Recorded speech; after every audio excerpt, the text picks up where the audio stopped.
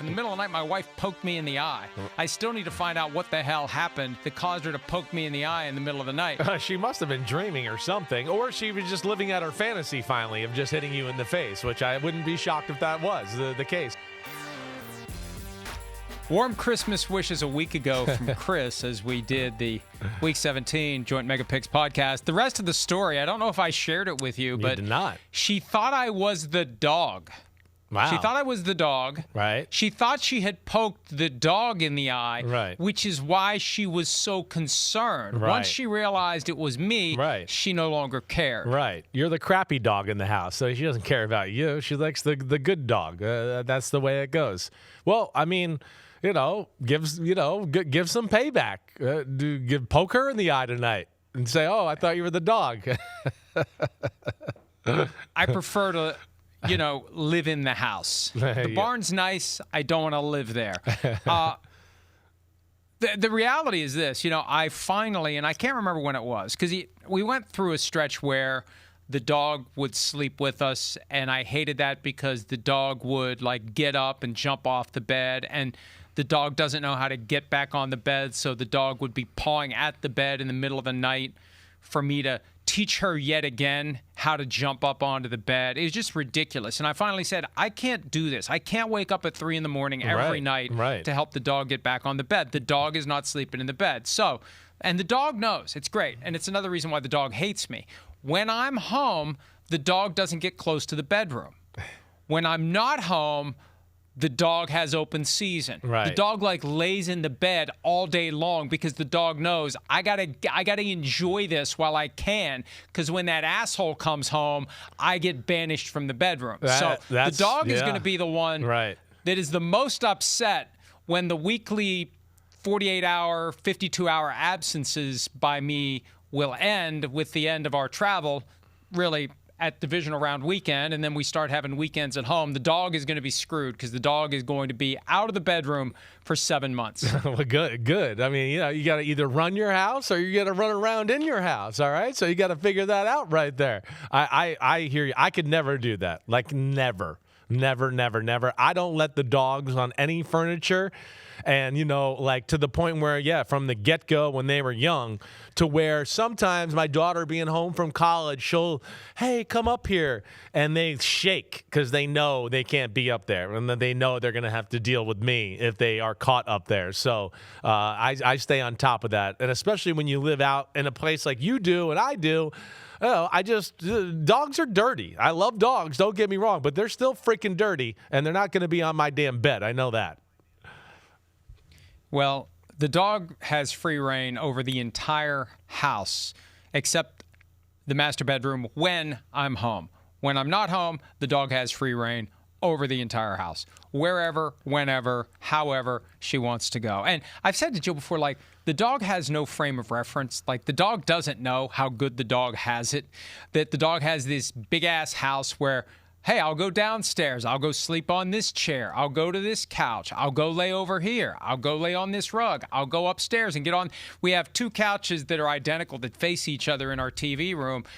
She'll lay on this one for a while. She'll jump down. She'll lay on that one for a while. It's the dog's got it pretty damn good, but the dog has no idea. All right, the dog may be better at picking games than us in recent weeks because we've been hovering right around 500. At least I got the straight up win for a change. You beat me against the spread. 2-2 best bets. We had the extra one for Christmas Day. You are baby New Year, right, with a funky orange curly wig. And yes, I guess what am I? You're Father Time. You're old man Father Time. Right. That's who you are. Whoever made the graphic, is this their fever dream of me dropping dead? You'll feel bad if I drop dead. I saw them. I walked into the control room and they were a little disappointed I saw it. But I did see them playing with this, and they were talking about your skin tone and how they were going to match it.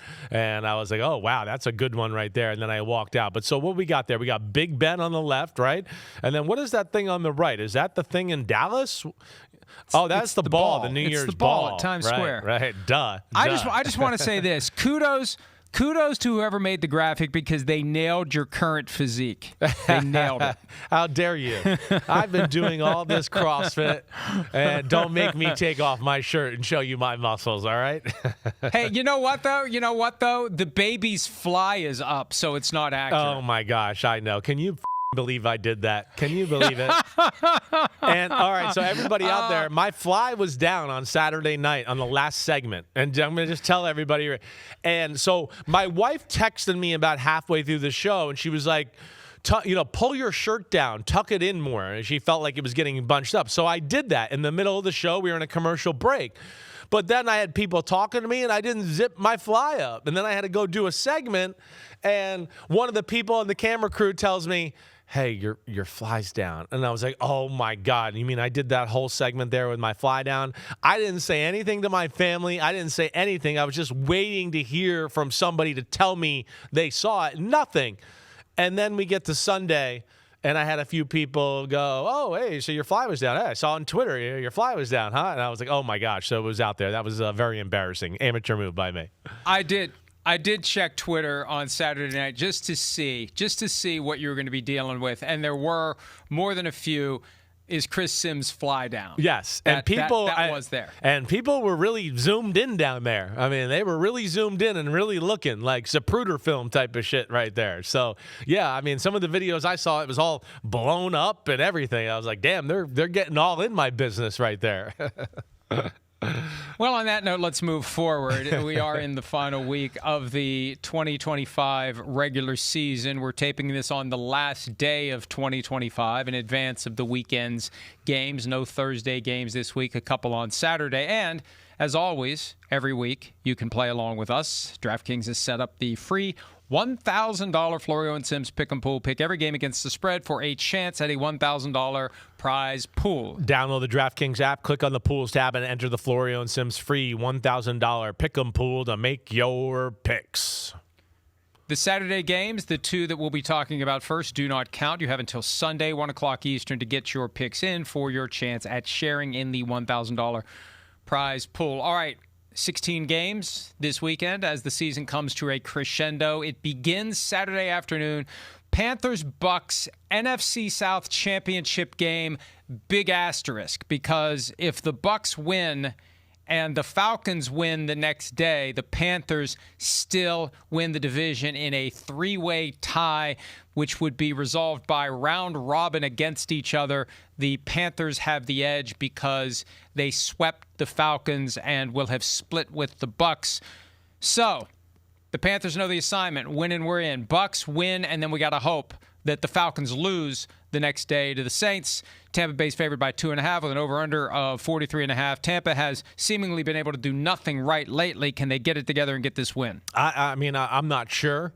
You know, I look at it and go, hey, when you look at Carolina, they're the win one, lose one, win one, lose one, win one. That's where we are. And this week would be win one because they lost last week, and that's the way it's been for, 12 Analytics. weeks? 12 weeks in a row, right? It's deep dive right there. Deep dive. And then I think the other side of it, too, is just going, I mean, it's hard to pick the Bucs right now. It feels like the Bucs have forgotten how to win. You know, that's what you look at with the Bucs right now. But I'll say this. I said this to you on PFT earlier today. There was some encouraging things about last week and what they did. They moved the ball on Miami, right? Like, physically looked good. The attack was good. Baker Mayfield's arm looked good. He made some mistakes and has got to be a little more careful, right? They can't get strip sacked by Bradley Chubb. They missed a field goal and all that. But they got, I think, Evans and Chris Godwin and Emeka Egbuka going right now. And I think that's the good thing. And if they can run on the Carolina Panthers, which a lot of teams have been able to do, I mean, I think that'll basically make them unstoppable on the offensive side of the ball, right? But, of course, I worry about the Bucs having won in forever, and then their defense has been horrible. And their defense, and with Carolina, you know, my main saying with them is if they can run a little, it helps their football team out. I don't think their pass game is good enough to just stand alone and carry the team that way. But this is a game here where I think the Bucs will not let them run the ball. They will go all out in that department, and I don't think Carolina is quite explosive enough in the pass game to make the plays on the Buccaneers defense and take advantage of that weak secondary there. With all that and what I saw from the Bucs on the offensive side last week, I'm going to play that they get it right at home this week and win against the Carolina Panthers. I'm going to go 27-20 Bucs. Backs against the wall, and we don't know what the end result would be if they lose on Saturday. It'll be strange if they win, but then don't win the division. I still think that ownership, given their history of making some kind of unpredictable, kooky, quirky coaching decisions, I think if they lose on Saturday, we have to at least keep a very close watch on what happens next in Tampa as it relates to head coach Todd Bowles. I think that is going to be enough. Look, if they can't find a way to get their shit together this week, with the opportunity to win the division still there after everything that has gone wrong, and they lost 23-20 to the Panthers just a couple of weeks ago, and maybe that was floating around in my subconscious because I've picked 23-20 Buccaneers for this one.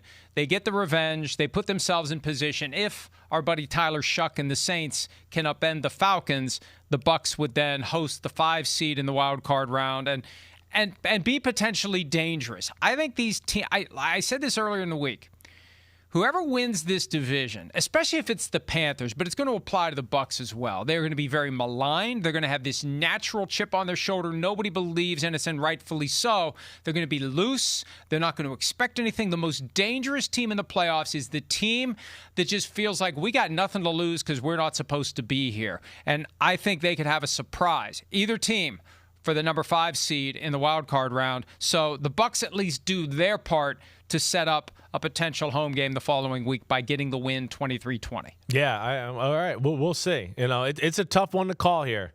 It really is. And I'm actually surprised. I thought you would go Carolina with this one. I went back and forth, and I know I got them winning by 7, but I'm like thinking late touchdown to win the football game. Nothing that is a blowout or controlling the game in any way, shape, or form there.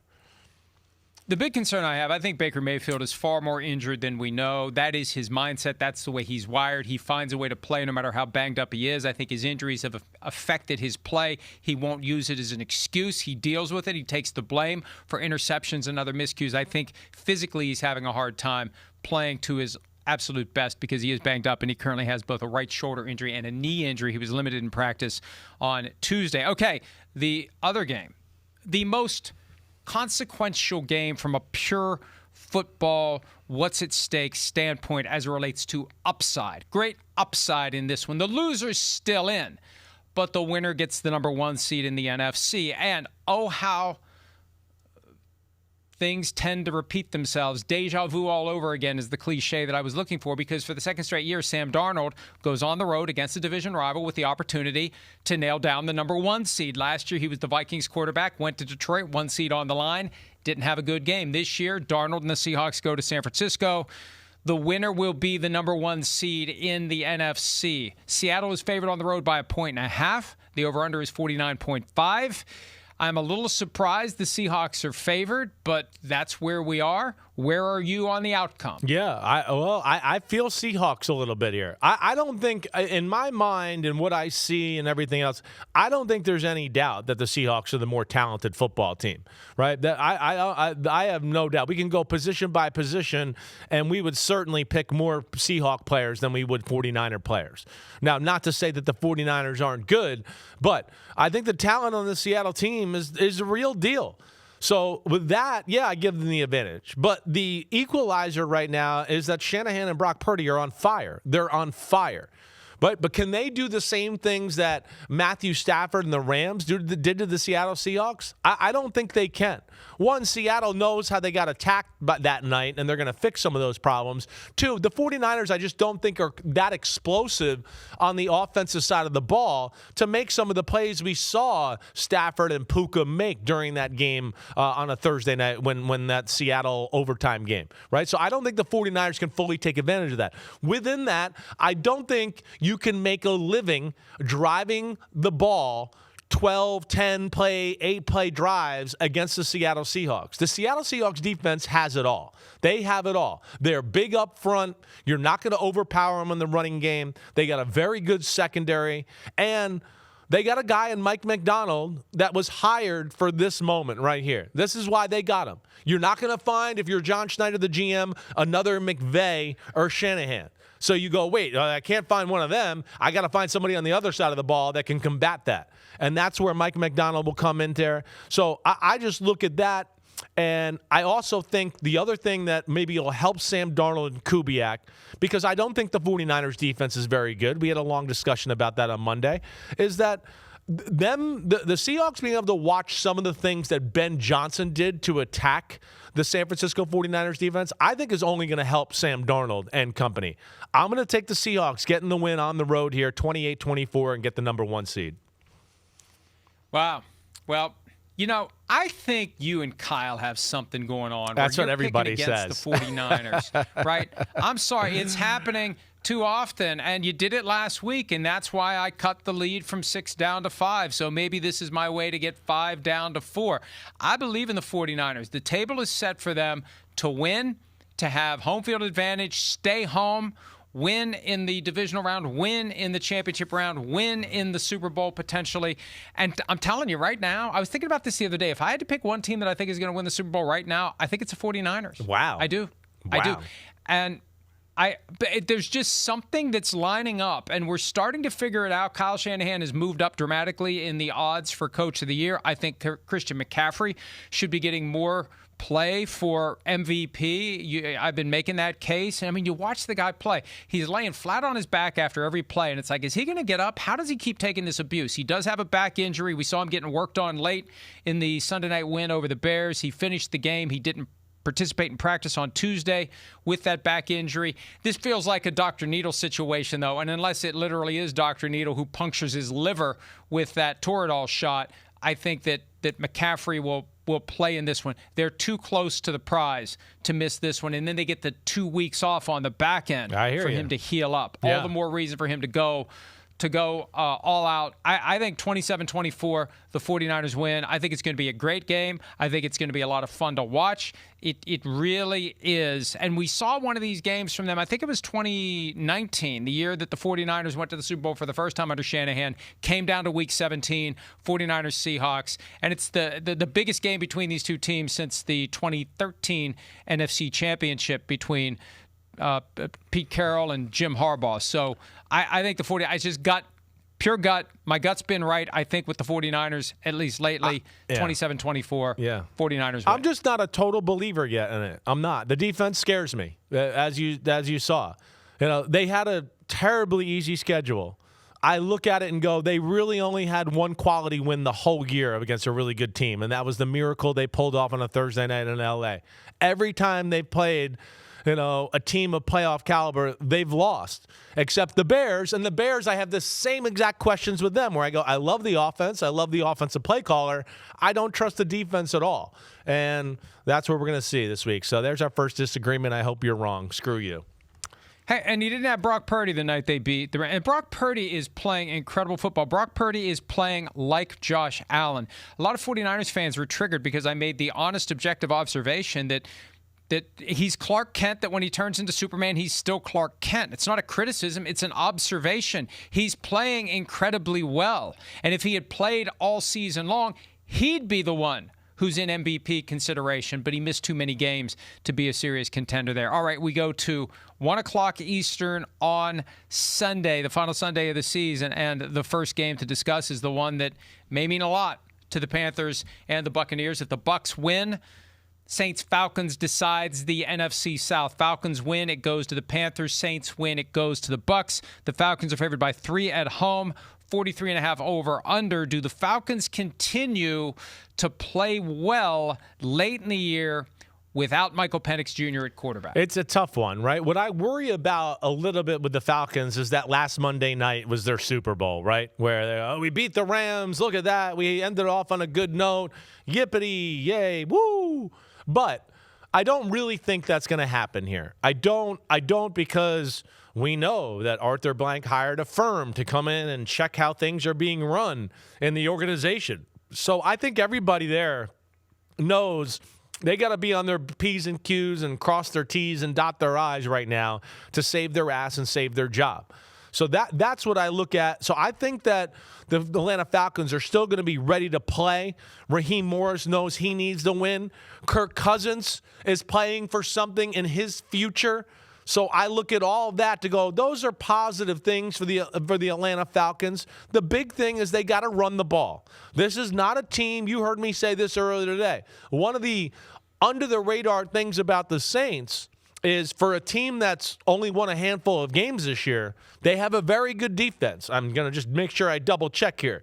But it's a defense that's, number 5 in football? Or no, number 5 in the pass game, okay? Overall in football, they're the 9th defense in football. But their pass defense is really where they make you work. You got to run the ball if you're Atlanta, and they've been on fire running the ball as of late. So I'm going to play all that, and that the Saints have exceeded expectations, and they're going to kind of feel good. This is a tough one to pick, but I'm going to take the Falcons 24-17. The last time that the Falcons had a big primetime win, and they're 4-1 at night, they're 3-8 in the daytime. Right. It really is mind-boggling. But they played the Cardinals, and I said, hey, they have a habit of not showing up after they get a big primetime win. I remember after they beat the Bills, Bijan Robinson said, this proves we've arrived. And they lost the following weekend. They're capable of just head-scratching what the hell happened. They lost to the Jets this year, for example. They lost to the who else did they lose to? They lost to another team that's not very good. And it's just crazy when you think about it. But the reason they beat the Cardinals the last time is it's the Cardinals. This time around, I think they are short week. They are going to have that whatever it is that causes them to not play as well during the day. And the Saints are clicking right now. The Saints are looking good. They are laying the foundation for something. For the Saints, the future is more clear. For the Falcons right now, it's very murky. Win or lose in the last game of the season. I feel like changes are coming. They got big decisions to make. What are they going to do with Kirk Cousins? They owe him $45 million next year. Is he going to stay at that rate? Is he going to take less money? Is he going to force his release and go somewhere else? I mean, he's still going to be pissed off about what happened in 2024 when he signs that big contract, and then 43 days later they pick his replacement. So I got the Saints in this one. And what the hell? I'll go 23-20 in this one. Same score as the other game. So the Bucs win 23-20 to set the stage for Sunday, and then the Saints win 23-20, and they give a gift to the Buccaneers and essentially beat the Panthers for the third time this season. So I'm looking for. I kind of hope the Bucs win. I'm looking forward to that game being fun and meaningful as it relates to two teams not playing in it. Okay, the Browns coming off of their upset over the Pittsburgh Steelers. They're taking on the Cincinnati Bengals. Cincinnati's favored by 7.5. They blew the Cardinals off the field last week. Joe Burrow is happy again. 89% of the spread money is on the Bengals. I think the only question here is, well, I don't know. Maybe you'll pick I don't know. Maybe you like the Browns. Do you like the Browns? Do you like the Bengals? And give me your score. I like the Browns. I'm going to take this. This is one of the ones I look. The Browns are still playing. I mean, they just beat the Steelers. They almost beat the Bills the week before. Shedeur Sanders is trying to be the starting quarterback of the Cleveland Browns. The defense is going to try to get Myles Garrett the sack, right? So I look at that, and I still go, hey, the Bengals are still not very good on defense, and they've traditionally struggled on offense versus this Browns defense. And, you know, the last 2 weeks have been perfect for Cincinnati. They played two teams that aren't all that physical and are kind of checked out. They got lucky to play the Dolphins in Quinn Ewers' first start. They got Arizona. Arizona can't wait to go home, right? I'm going to take the Browns in the upset here. I'm going to go, sorry about that, I'm going to go 16-14 Browns. Wow. You're really trying to give me an opening to catch you, because this one's easy. This is the Bengals. The Bengals are like, you know, some of these other teams are trying to finish strong to carry something over into next season. Joe Burrow making up for a lost season, playing very well. I got the Bengals in this one, 34-17, and it really is going to be amazing when it seemed inevitable that Myles Garrett was going to get the sack record if he falls short. And who knows? But I think one of the reasons they won last week, Garrett said it, you've said it. If we watched the game, it kind of came off the screen. Steelers were more interested in keeping Garrett from setting the record than they were winning the game. I don't think the Bengals care about the record. Maybe he'll get it. The Bengals are going to get the win and finish 7-10. By the way, Garrett has sacked Joe Burrow 12 times. That's tied the most for any quarterback. I don't know whether that means he has 12 headstones in his yard with Joe Burrow's name on them. They've struggled every time they played this Browns defense, and I think that'll continue to this one here. So that's just going to be interesting. Colts are at the Texans. The Colts started 7-1. They're now 8-8 and eliminated the Texans 11-5. They are in. They're still trying to win the division. They're favored by 10.5 points. They started, what was it, 0-3, right? And then they were 3-5, and they caught fire, and they've won 8 in a row to get to 11-5. Do they get to number 9, over under 38.5? I believe so. I mean, one, they're playing. That's the first thing, right? They're playing. They still have a chance to win the division if Jacksonville slips up.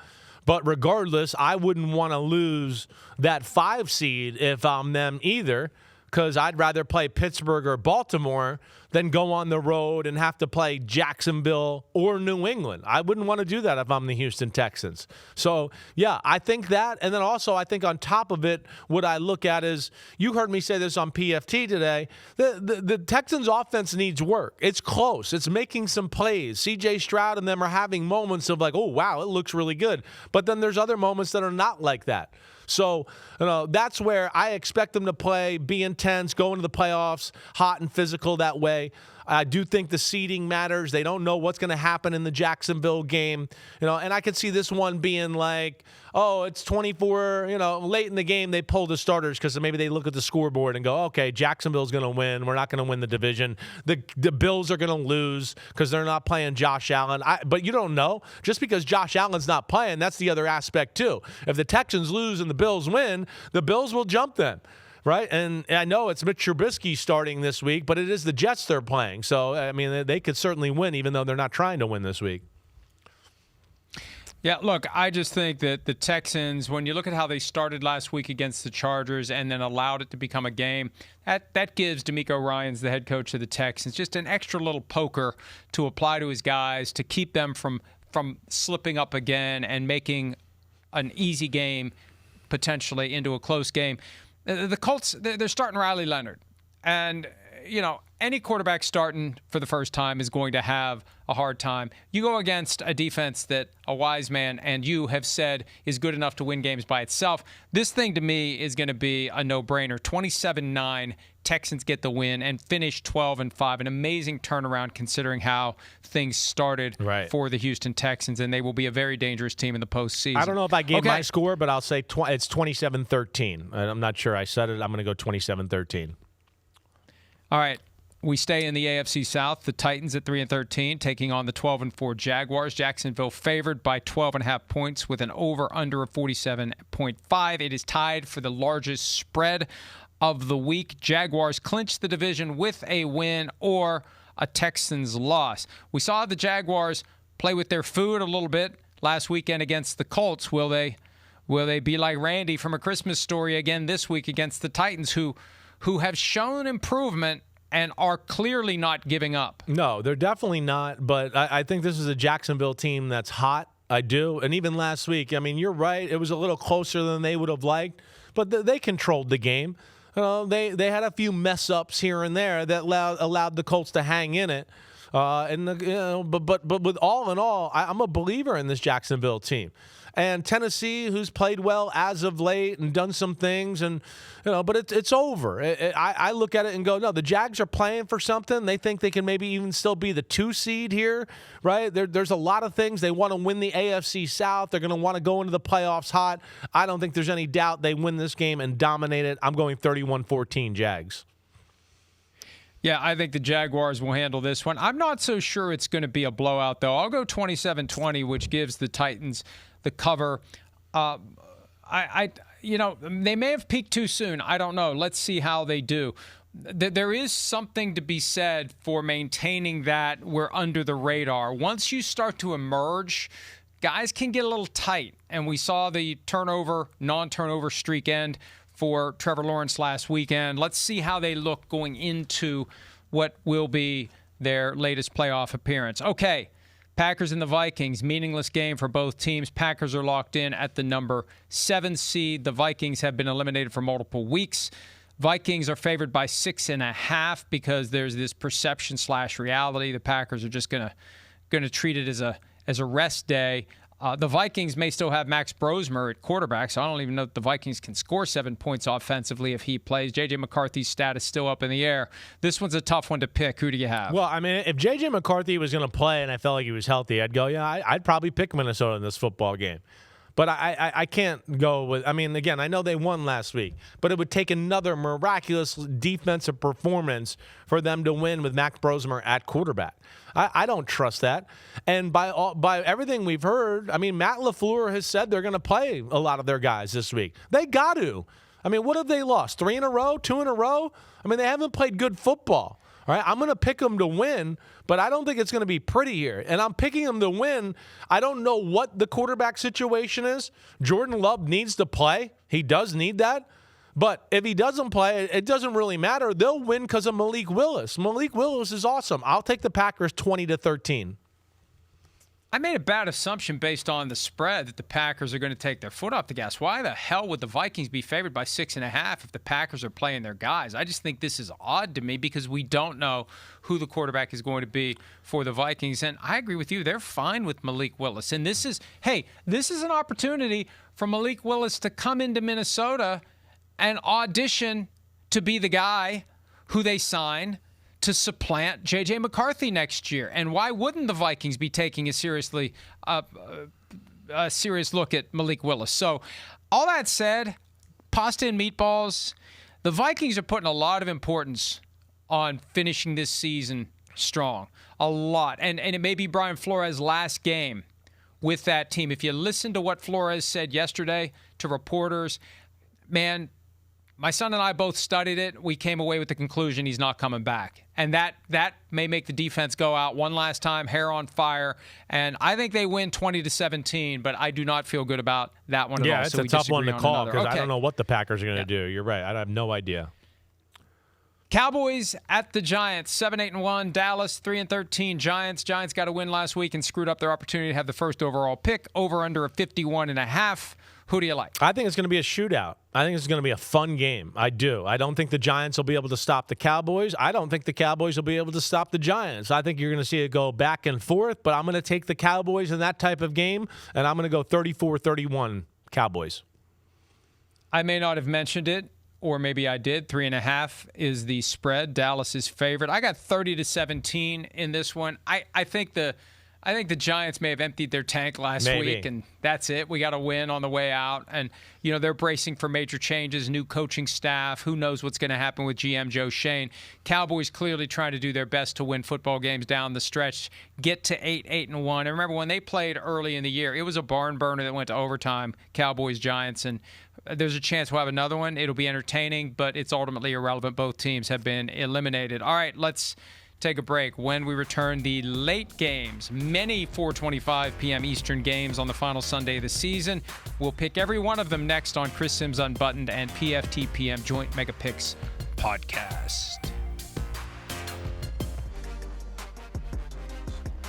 Chris Sims Unbuttoned, PFTPM Joint Mega Picks podcast. The final week of the regular season. Seems like yesterday we were, not really. It still seems like not that long ago, and it seems like 5 years ago that we were on the sideline in Philadelphia getting ready for the first game of the season. Time both flies and crawls at a snail's pace. The Jets crawling into Buffalo after getting embarrassed. They've had 4 horrible games in a row, 107 points. That's the differential in the last 4 games. The worst in franchise history, the worst December from a scoring standpoint that a team has ever had, minus 107. They are 7-point underdogs against the Bills, who are 11-5. The Bills clinched the 5 seed with a win and a Houston loss and a Chargers loss. 6 seed with a win and a loss by Houston or the Chargers. Over under 38.5. The last game possibly, the last regular season game, possibly the last game ever at Highmark Stadium in Buffalo. Who do you like? Yeah, I mean, they could be they could be the 6th seed because I don't think it sounds like the Chargers aren't going to play their key players and not Justin Herbert.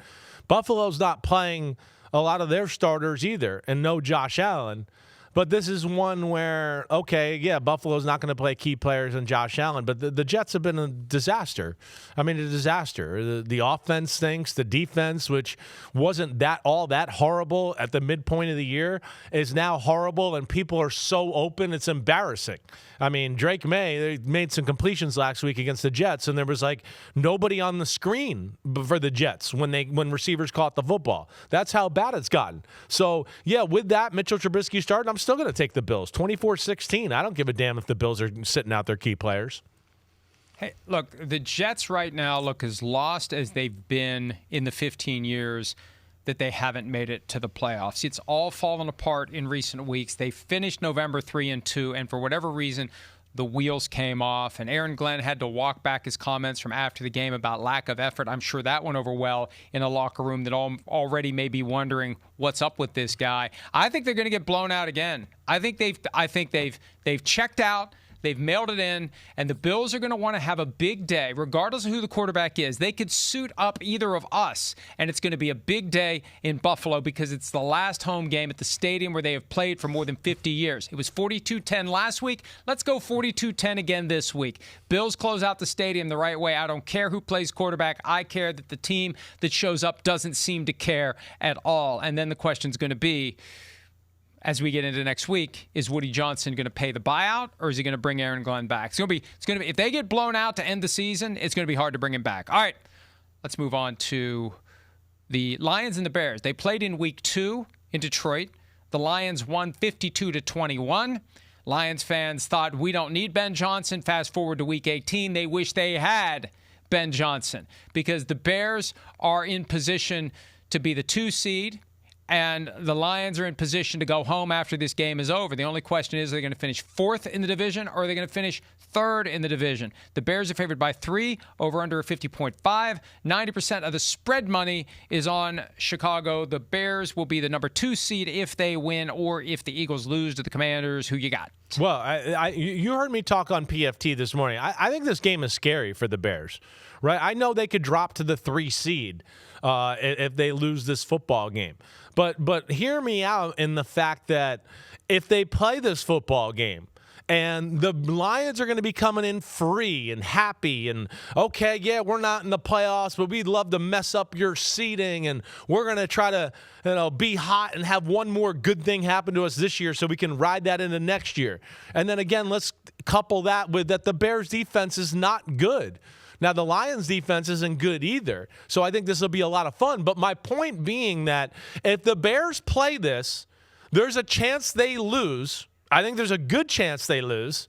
And if they lose, it's going to mess up their psyche for the wild card round. It is. I mean, I don't care what you say. You're going to be like, damn, we played week 18 against a team that didn't make the playoffs, and we lost, and here we are now in the playoffs. And we're playing a game here with a young football team. I mean, I know you want the number 2 seed. I'm not sure. This is one where I would think about it a little bit. I would. But I know Ben Johnson's made all the comments about they're going forward with things, so we'll see where it goes. Because of that, I'm going to take the Bears to win. I'm going to say 31-28, but I do think that it's a scary game, and I think the Lions could upset this one. You're on the spread. You gotta go one way or the other. All right, I'll go 31-27 Bears. I've got Bears 27-20. Look, I just think that the idea that the Bears would do anything other than try to get this win, it goes against everything we've seen from Ben Johnson. Right. He's going to want to beat the Lions once this year. And I think that because they lost on Sunday night, it's important to go into the postseason with a win. We had the trivia question on PFT Live about Super Bowl champions that lost their last 2 games of the regular season. It doesn't happen very often. You want to be going into the playoffs feeling good about yourselves. And I think the Bears will feel very good about themselves if they bookend 52-21 with a 27-20 win over the Lions. All right, next up, Chargers are at the Broncos. Denver is favored by 12.5. It's tied for the biggest spread of the week. The over-under is only 37.5. Denver clinches the number 1 seed with a win or a Patriots loss to the Dolphins and a Jaguars loss to the Titans. And Justin Herbert already, it's been decided he's not playing. Right. But we've seen the Broncos. We've seen the Broncos against a third-string quarterback last Thursday night. It's no guarantee they're going to run away with it. That seems like a big spread to cover. Do you think they pull it off? I do think they pull it off because I don't think the Chargers are going to play here. The Chargers, I think, have played into we're just going to be healthy for the wild card round and we'll give it our best shot then. It does feel that way. I get that approach. They obviously don't care about being the number 7 seed because the way we've talked about it here with Houston winning, and we think that the Bills will still beat the Jets without playing their starters, right? Now the Chargers lose to the Broncos. Yeah, they're going to drop a spot. They're going to go to 7. The Broncos are going to be playing. The Broncos are going to be wanting to rebound and play better after that kind of performance on Christmas night at home with everything that's along with this. Yeah, I think they'll just be able to ride the momentum. It's not going to be pretty, all right? I don't expect it to be pretty, but I expect them to control the game. I'm going to go 24-9 Broncos. Oh, my gosh. Why didn't you go 24-10? Because I don't know. What made you go 9 instead of 10? I wasn't sure if I could see Trey Lance actually scoring touchdowns in the game, right? So I was like, I think it'd be 3 field goals. I went 24-10 in that one. And, I was starting to try to talk myself into this idea that the Chargers, even without Justin Herbert, the Broncos have been sluggish at times. They had that home game against the Raiders where, it's just like, do you really want to win this game? And then I remembered, what have we ever seen from Trey Lance that would make us think he's going to go in there when he gets this opportunity and win? And I'm sorry, it's not an indictment of Trey Lance. He was the victim of some really bad circumstances, lost years without playing in college during the pandemic, and horrible, horrible situation in San Francisco that he had no control over. And I don't believe. He's got to make me believe. So 24-10, Broncos get the win. Cardinals are at the Rams. Arizona's 3-13. The Rams are 11-5. They clinched the 5 seed with a win and a 49ers loss against Seattle, over under 46.5. I thought the Rams would be angry and motivated after the loss to the Seahawks. They had an extra day off from Thursday to the following Monday. It didn't help against the Falcons. Do they end the regular season on a high note against a Cardinals team that has not been in many close games lately? They went through a string of a lot of close losses. It hasn't happened lately. They've been getting blown out. No, it's not looked good. And, by the way I have it, the Rams are going to be going into this game at 4:25 on Sunday going, wait, the Seahawks beat the 49ers. If we win here, we're the 5 seed and the 49ers are the 6 seed. I think that's enough motivation to go along with that lackluster performance they had on Monday night against the Atlanta Falcons. Right? I don't think they took the loss against Seattle probably personal. They did a lot of good things. I think the Rams, in a lot of ways, when they lost Seattle, went, we screwed it up. We just messed up, but we played pretty good. And they kind of rested on those laurels and found a team in Atlanta, which, let's not forget, the whole coaching staff's from LA Rams, that knew how they operate and had a good game plan for them and match up well with them physically. But you said it right. The Cards want to go home. The Cards have packed it in. It is night-night, see you later. And I think the Rams and Stafford will be motivated. I'm going 35-17 Rams. 34-13 Rams, even though I believe the 49ers will win and they won't be playing for the 5 seed. I believe that Sean McVay understands the importance of finishing the season on a high note. You don't want to limp into the playoffs with 3 straight losses, especially not against the Arizona Cardinals. All right, the Chiefs 6-10. It's still like my brain doesn't want to process That's that crazy, to my right? mouth. 6-10 are the Chiefs. The Raiders 2-14. Kansas City favored on the road by 5.5 points. 46.5 over under. 83% of the spread money is on Kansas City. And this isn't like a skewed line because people think the Chiefs are still the Chiefs. This is the betting public recognizing that the Raiders are ass and happy to be at this point. Yeah, I wouldn't bet money on this. We know the Chiefs are offensively challenged with their quarterback situation. All right, 5.5 is a lot. It really is. The Raiders are the worst team in football. I understand that. I do think Pete Carroll is going to want to try to win his last one and, try to act like he can save his job here, even though I don't really think that's going to happen. I'm going to go Chiefs 13-10. I got 17-10 Chiefs. And, yeah, Pete Carroll wants to win every week. How's that worked out when you have a roster that I think he completely misevaluated? Totally. Look, I think he was so – and I'm not criticizing him for this. He was so intent on coming back and coaching that he convinced himself that the Raiders were better than they were. And they're not. And we should have seen this coming. He should have seen it coming. And if I'm him, the first thing I would want to do is be going as soon as this game is over. It'll be a relief to be gone from the Raiders organization if I'm Pete Carroll. The Dolphins, 7-9 at the Patriots, 13-3. New England favored by 10.5. New England gets the 1 seed with a win and a Chargers win over the Broncos. Patriots have that distraction that popped up out of the blue on Wednesday morning, or Tuesday morning as the case may be. What day is it? Today is Wednesday. It was Tuesday. Right. The Stephon Diggs. Wait, today's Wednesday. Today's Wednesday. Yes. It came up on Tuesday. Right. All right, got it. Anyway. Will the Patriots put that distraction behind them? Will they get the win? They'll know what's going on in Denver, but either way, it's the Dolphins and it's Quinn Ewers. What do you think happens? I think that I look at it. I think the Patriots are going to take this business as usual. I think Vrabel is going to be one to go, yeah, we're going to play, maybe because we can maybe get the 1 seed, even though unlikely, but we're going to play so we stay sharp for the playoffs. They have a young football team in a lot of ways still. I could see them maybe pulling guys later in the game, maybe when they see the scoreboard and they're in control or they don't care anymore or whatever. But, ultimately, I just look at like 2 things here. Miami, pass defense. I mean, Drake, and I think that the Patriots are going to be a little motivated by the fact that Drake May could maybe win the MVP. They're going to get him some stats and some throws here, and you can throw the ball on Miami. And it's going to be cold. Quinn Ewers dealing with this. Miami wanted to go home. I'm going to take the Patriots 31-14. Yeah, I've got the Patriots winning this one 30-20. And again, I don't know the lines when I make the pick, so I'm actually giving the Dolphins a cover there. I don't know how I feel about that, but I'm sticking with it 30-20. I like what they've done with Quinn Ewers, and this is a great opportunity for Ewers to go into New England on a cold day and play well and further cement and justify the team's decision not only to move on from Tua, but I think they're trying to will Quinn Ewers into being a viable starter for next year, if only to counter the $99 million in cap dollars charges that they're going to take over the next 2 years. If you've got a 7th-round rookie starter, you can balance your overall books a little more easily. All right, last game in the window, Commanders at the Eagles. 4-12 is Washington. 11-5 are the Eagles. The Eagles clinched the number 2 seed with a win and a Bears loss at the Lions. They just met a couple of weeks ago. It got ugly. Yeah. When the Eagles went for 2 late in the game, 3 guys were ejected. There were 6 different fines imposed as a result of it. Dan Quinn, the Commanders coach, said after the game about the 2-point conversion try, we'll see them again in 2 weeks. Yes, they will.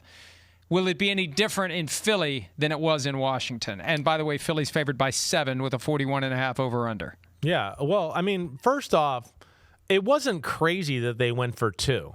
It wasn't crazy. So I don't love Washington's approach there, but they're going to coach the Eagles team now, too, for what they're doing. All right? So that to me is a little weird. But I don't think the Eagles, right? And you tell me, maybe I'm wrong. I don't get the sense the Eagles are going to play their guys. And I wouldn't if I were the Eagles. They're not. Right. It was reported while we've been on, That's not official. on the air, but Okay. on the tape, Right. that the starters aren't going to play. Okay. It's not official, but it's reported by the Philadelphia Inquirer. Right. I knew Jalen Hurts and some of the star players weren't going to play, but now you have that officially, right? I think the Commanders going to want to try to win or have 1 win on their resume here as they go into the offseason, maybe a little motivated by the things you talked about there before. All right, I'm gonna go with the Eagles don't give a damn and the Commanders trying to end on a happy note, 20-14, Washington. Yeah, I think even with all that. Now, look, you got Deebo Samuel, who's playing for a contract. We saw that manifest itself in the Christmas Day game. Ja'Cory Krosky-Merritt had a great run that helped pull the Commanders back into it. Even if the Eagles, I think the Eagles are good enough that, I mean, they love Tanner McKee as the backup. Right. Let's see what he can do. Let's see what these guys can do. It's a home game. They want to end the season the right way. They still have an opportunity to get the number 2 seed, depending upon what's going on at Soldier Field. I got 17-13. What the hell? Pasta and meatballs. 17-13. The Eagles pull off a victory. Okay, when we return, the last game. Game number 272 of the 2025 regular season. We will be there in Pittsburgh for Ravens-Steelers. We'll give you our pick on that one next on Chris Sims Unbuttoned and PFTPM Joint Mega Picks podcast. DraftKings Sportsbook is an official sports betting partner of the NFL, and new customers can bet $5 and get $200 in bonus bets if your bet wins. Download the app and use promo code CORNERBACK when you sign up. DraftKings Sportsbook, the crown is yours. As always, please wager responsibly, only with the money that you're fully prepared to lose, because if you listen to us, there is a good chance that you will. Sunday Night Football, the last game of the regular season, Acrisure Stadium.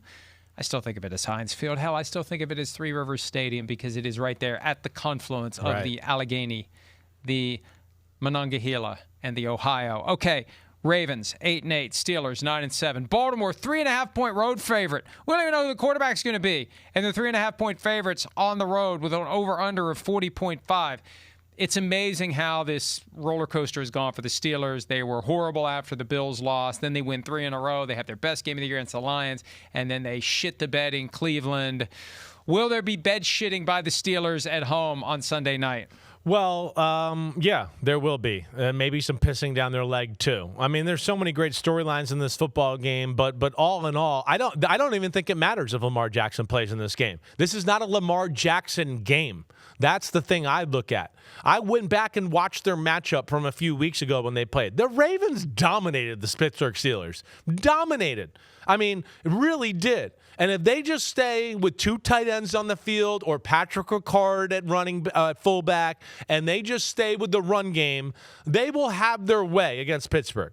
They had their way against Pittsburgh. As you know, they got screwed over by a lot of bad calls and got a little unlucky in that game. And when you really look at it, I mean, the Steelers didn't do anything on offense. They made 5 plays, 2 go routes to DK Metcalf, a go route to Calvin Austin, right? Lamar threw an interception, and we threw a ball in the flat to the running back where the Ravens messed up the coverage. I don't think there's any doubt the Ravens win this game, and it's a DK Metcalf game. And guess what? He's not there. So that kind of hurts the Pittsburgh Steelers. I'm going Ravens 31-21. You don't think there's any doubt the Ravens win? That's a strong statement. And look, if it's ugly for the Steelers, it's going to get ugly. We're going to hear the Fire Tomlin chants. We're going to hear the boos during Renegade. My barometer as it relates to the Steelers, the pasta and meatballs, it's been off this year. Yeah. I think I've gotten it recalibrated. Okay. I think this is a night. I wish I had my terrible towel. It's over there. I'd be waving it if I had it. I'm half tempted to pick up and go get it, but I'm not wearing pants.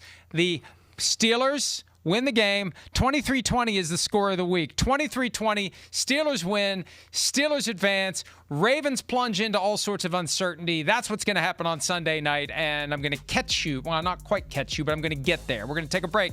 Best bets next. You like it, Aaron Rodgers, eh?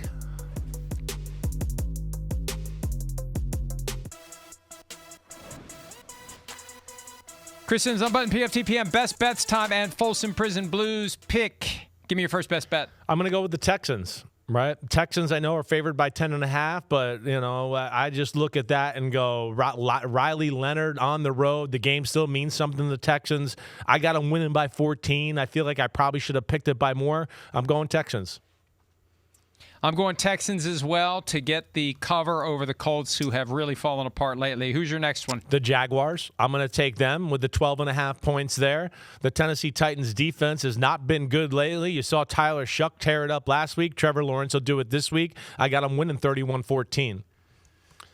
Rams giving 7.5 to the Cardinals. Whatever the Rams are playing for, it doesn't matter. They're playing the Cardinals. That stinks. All right. Well, I'm taking the Rams too. Gosh, I mean, I hate when we all have the same games here. And but yeah, I'm taking the Rams too. All right, well, you know what? I got up. I went and got it. Let's go, baby. I'm ready to put my money where my mouth is. Pasta and meatballs. Oh, my love, fear for my life, for the long arm of the law. The Pittsburgh Steelers will win the game. They're 3.5-point underdogs. Give me your Folsom County Blues. I'm on the Rams over the Cardinals. I'll take the Rams as well. See ya. Peace out. See ya. Happy New Year.